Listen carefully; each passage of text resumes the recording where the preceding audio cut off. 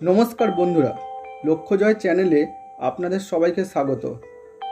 গত 22শে এপ্রিল মহামান্য হাইকোর্ট এক যুগান্তকারী রায় দিল, আর সাথে সাথেই স্কুল সার্ভিস থেকে 25,753 জনের চাকরিতে ছেদ পড়ল।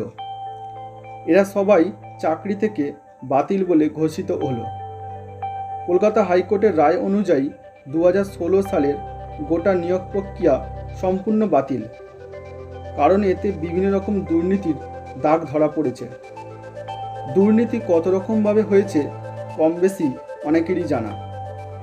সেটা OMR সিট সংক্রান্ত, আবার প্যানেলের নাম না থাকা সত্ত্বেও প্রার্থী নিয়োগ, সাদা খাতা জমা দেওয়া, কম নম্বর থাকা সত্ত্বেও চাকরিতে নিয়োগ, মেয়াদ উত্তীর্ণ হওয়ার পরেও কাউন্সেলিং চালিয়ে যাওয়া, আরও নানা রকমভাবে।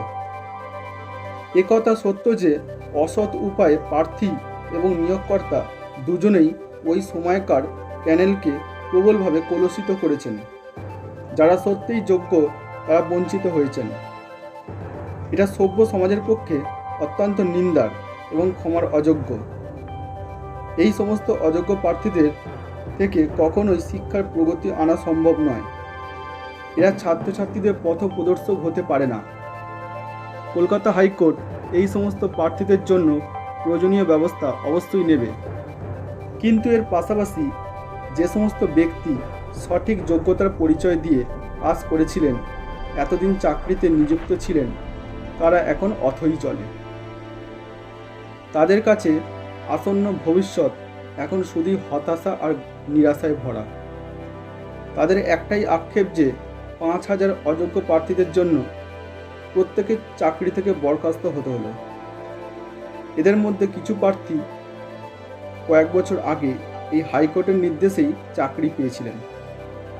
তারা ভেবেছিলেন যে দীর্ঘ লড়াই শেষ হলো, কিন্তু না, কয়েক বছর আগে থেকে চলতে থাকা সমস্ত আইনি লড়াই তথা সুপ্রিম কোর্টের নির্দেশ মতো গঠিত হাইকোর্টের বিশেষ বেঞ্চ অন্তিম রায় দিল যে 2016 সালের প্যানেলে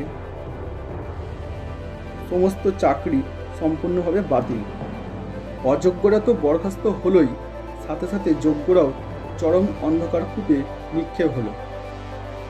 এরা প্রত্যেকেই সামাজিক অপমানের শিকার হলেন এবং আর্থিক দিক দিয়েও ক্ষতিগ্রস্ত হবেন, সে কথা বলাই বাহুল্য। হাইকোর্ট নির্দেশ দিয়েছে যে 12% সুদসহ সমস্ত বেতন তাদেরকে ফেরত দিতে হবে। এটা অবশ্যই কয়েক লক্ষ টাকার ব্যাপার। কম সময়ের মধ্যে এই টাকা ফেরত দেওয়া যথেষ্ট কঠিন ব্যাপার। তবে অযোগ্য নয়, যোগ্য প্রার্থীদের জন্য পশ্চিমবঙ্গ সরকার সুপ্রিম কোর্টের দ্বারস্থ হচ্ছে তাদের প্রতি সুবিচারের আশায়। পাশাপাশি মধ্যশিক্ষা পর্ষদ এবং স্কুল সার্ভিস কমিশনও এই মামলায় অংশ নিতে চলেছে। এটা অবশ্যই স্বীকার্য যে যারা অযোগ্য বা দুর্নীতিগ্রস্ত তাদের কোনোভাবেই শিক্ষাদানের মতো পবিত্র জায়গায় আসার কোনো অধিকার নেই। কিন্তু এটাও দেখার যে যারা কঠিন পরীক্ষা দিয়ে বা যোগ্যতার পরিচয় দিয়ে এই SSCতে চাকরি পেয়েছিলেন, তাদের প্রতি সুপ্রিম কোর্ট কী সুবিচার দেয় সেটা দেখার। যদিও রাজ্য সরকার চায় যে মামলা ফাইল করার পর যেন দ্রুত শুনানি হয়, কিন্তু এখন কোর্ট কবে শুনানির জন্য দিনক্ষণ ধার্য করে তার জন্য অপেক্ষা করতে হবে। যোগ্য প্রার্থীরা কি সত্যিই সুবিচার ও ন্যায় পাবে, নাকি তাদেরকেও অযোগ্যদের দাঁড়িপাল্লায় পড়তে হবে? এটা অবশ্যই প্রার্থনা যে সত্য, ন্যায় ও যোগ্যতার যেন জয় হয় এবং অসৎ, অন্যায় এবং দুর্নীতিবাজরা যেন নিপাত যায়।